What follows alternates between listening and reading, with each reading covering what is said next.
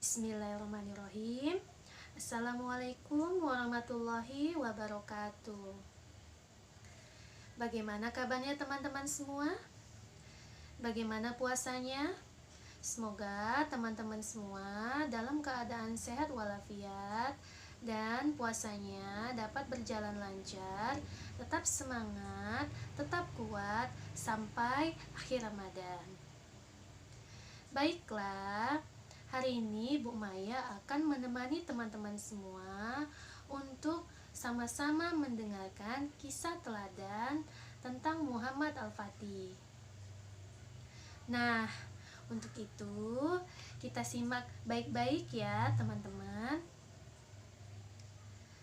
Kisah ini berawal dari sebuah kabar yang disampaikan oleh Rasulullah SAW tentang akan ditaklukkannya kota Konstantinopel oleh sebaik-baiknya pemimpin dan sebaik-baiknya pasukan.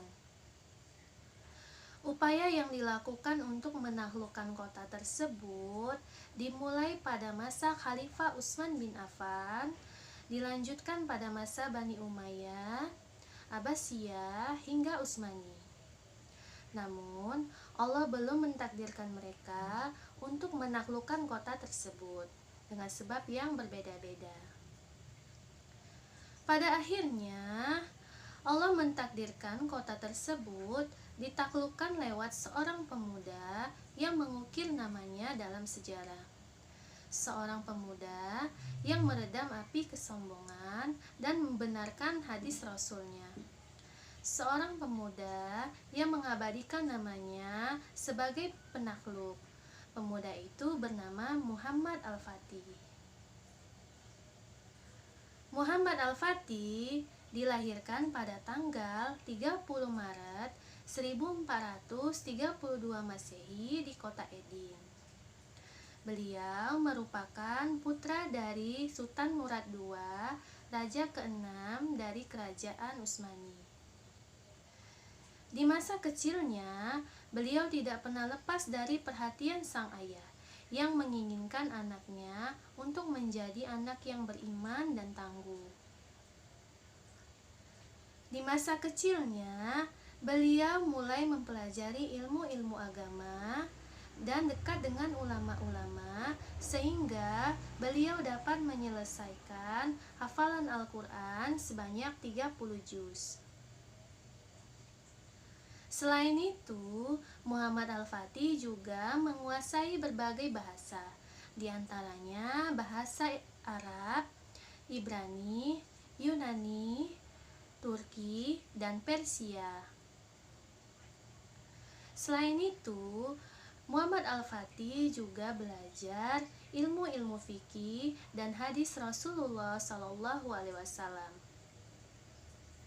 Di antara hadis yang selalu beliau tanya kepada ulama ketika sang guru membacakan hadis tersebut tentang seorang pemimpin yang akan menaklukkan kota Konstantinopel. Sang guru selalu mengatakan, "Kamulah orangnya." Itulah yang menjadi motivasi beliau untuk menaklukkan kota tersebut.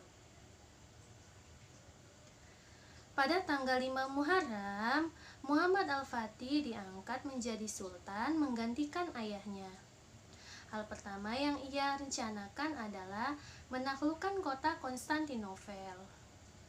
Di usianya yang masih muda, beliau berhasil menaklukkan kota tersebut dengan memerintahkan ahli teknik untuk membuat meriam yang sangat besar dan menyiapkan 4 juta pasukan untuk mengepung wilayah laut dan darat. Pengepungan itu terjadi selama 50 hari. Selain itu, beliau juga menarik 70 kapal melewati hutan yang ditumbuhi pohon-pohon yang sangat besar, melewati bukit-bukit dengan cara meminyaki batang-batang kayu, melewati rantai raksasa, dan pada akhirnya terjadilah peperangan yang sangat hebat sehingga pada akhirnya pasukan Muhammad Al-Fatih berhasil menaklukkan kota Konstantinopel atau kita kenal sekarang sebagai kota Istanbul, Turki. Semasa berkuasa, ia berhasil membangun lebih dari 300 masjid, 56 sekolah, dan 59 tempat pemandian di berbagai wilayah Utsmani. Pada Rabiul Awal tahun 1481 Masehi, Muhammad Al-Fatih menderita sakit. Beliau nekat meninggalkan kota tersebut untuk berjihad. Di dalam perjalanan, kondisi beliau semakin memburuk, sehingga pada akhirnya beliau wafat di tengah pasukan pada usia 50 tahun. Sebelum wafat, ia berpesan kepada keluarganya agar selalu dekat dengan ulama-ulama, berbuat adil, tidak tertipu dengan harta, dan menjaga agama, baik untuk pribadi maupun masyarakat. Nah, dari kisah Muhammad Al-Fatih, semoga dapat bisa menjadi pembelajaran untuk kita untuk lebih dekat dengan Allah Subhanahu wa taala dan selalu bersikap tawadu atau rendah hati. Cukup sekian dari Ibu, lebih dan kurang Ibu mohon maaf. Assalamualaikum warahmatullahi wabarakatuh.